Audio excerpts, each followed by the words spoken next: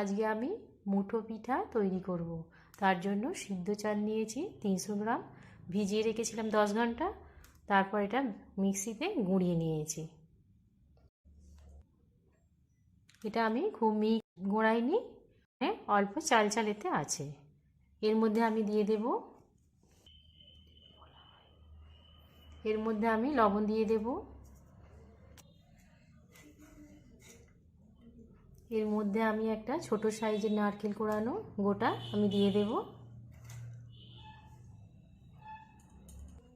এটা আমি ভালোভাবে মিশিয়ে নেব। এতে যত বেশি নারকেল কোড়া দেওয়া যাবে ততই সুন্দর খেতে হবে। এটা ভালোভাবে আমি মিশিয়ে নিয়েছি।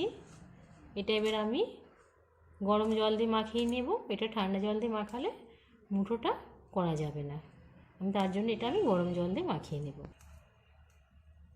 এর মধ্যে আমি গরম জল দিয়ে দেব, অল্প অল্প দিয়ে এটা মাখিয়ে নেব।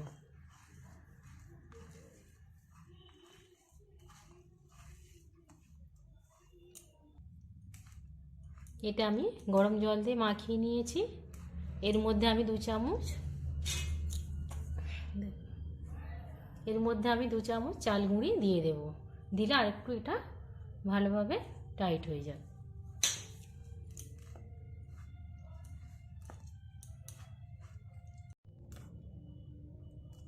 এটা আমার মাখানো হয়ে গেছে। আমি এবারে এগুলো আমি তৈরি করে নেব এরকমভাবে।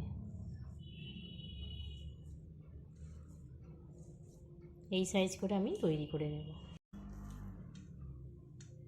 এর মধ্যে আমি সিদ্ধ করে নেব। আমি এটাই তেল মাখিয়ে নিয়েছি, আমি এর মধ্যে সিদ্ধ করে নেব। এরকমভাবে আমি সবগুলো তৈরি করে নেব।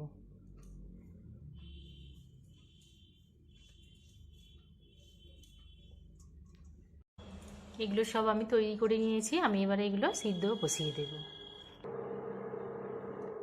এখানে আমি কড়া বসিয়ে দিয়েছি, আমি এর মধ্যে সিদ্ধ করে নেব।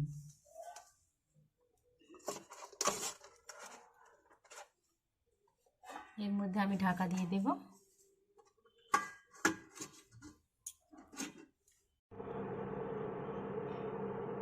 এটা আমি ঢাকা খুলে দেখে নেব হয়েছে কিনা।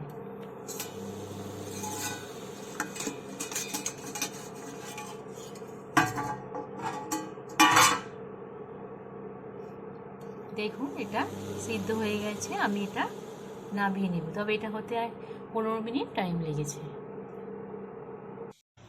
মুঠো পিঠা আমার তৈরি হয়ে গেছে। তবে এই পিঠা কে কে পছন্দ করেন কমেন্ট করবেন। আজ এখানেই শেষ করছি, ফিরে আসছি পরের অন্য কোনো রেসিপিতে।